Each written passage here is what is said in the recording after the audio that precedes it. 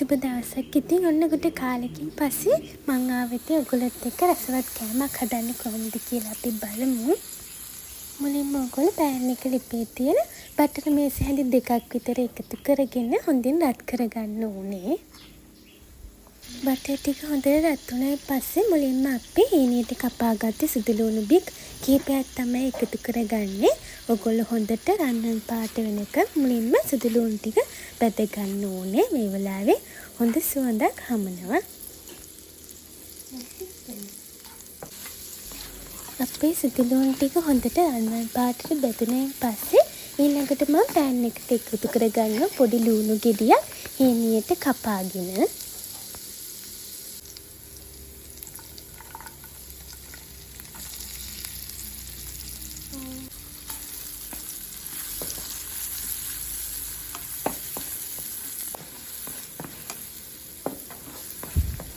ලුණු ටිකත් හොඳට බැදීගෙන එනකොට මම මේ වෙලාවේදී කෑලි මිරිස් තේ හැන්දක් තමයි එකතු කරගන්නේ.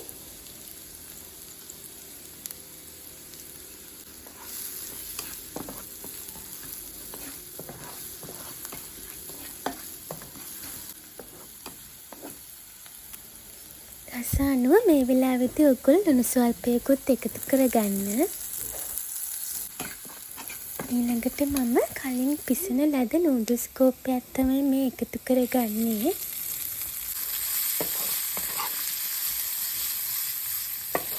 මේ වෙලාවේදී ඔයගොල්ලෝ නූඩල්ස් ටික හොඳට ටෙම්පරාදු කරගන්න ඕනේ.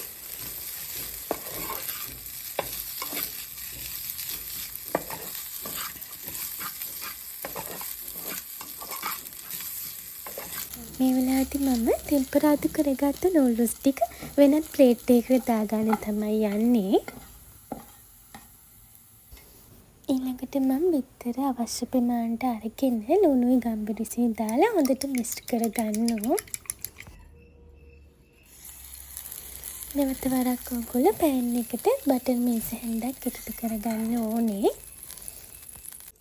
බටර් ටික හොඳට රත් වුණායින් පස්සේ ඔයගොල්ලෝ බිත්තර මිශ්‍රණය එකතු කරගන්න. මේ වෙලාවේදී ඔයගොල්ලෝ අපි කලින් සාදාගත්තු නූඩල්ස් ටික එකට එකතු කරගන්න ඕනේ. මේ වෙලාවේදී මම චීස් කැබලි කීපයකුත් එකතු කරගන්නවා.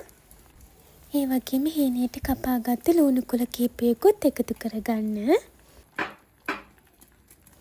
තියෙනවනම් ඔයගොල්ලෝ මේ වෙලාවේදී තක්කාලි සෝස් තේ හැන්දක් විතර එකතු කරගන්න පුළුවන්.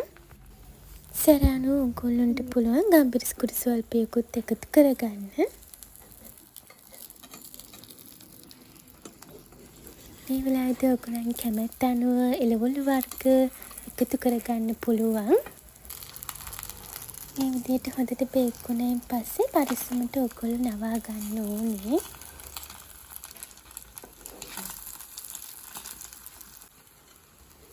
ඔන්න ඉතින් දැන් අපි easy breakfast recipe එක හදාගෙන ඉවරයි. දැන් අපිට පුළුවන් මේක පිළිගන්වන්න.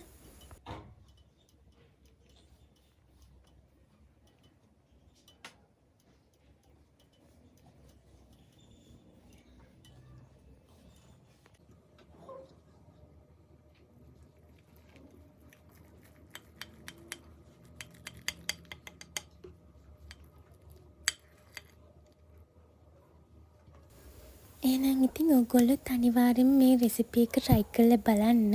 ඇත්තටම හරිම රසවත්. රස කොහොමද කියලා කියන්නත් අමතක කරන්න එපා.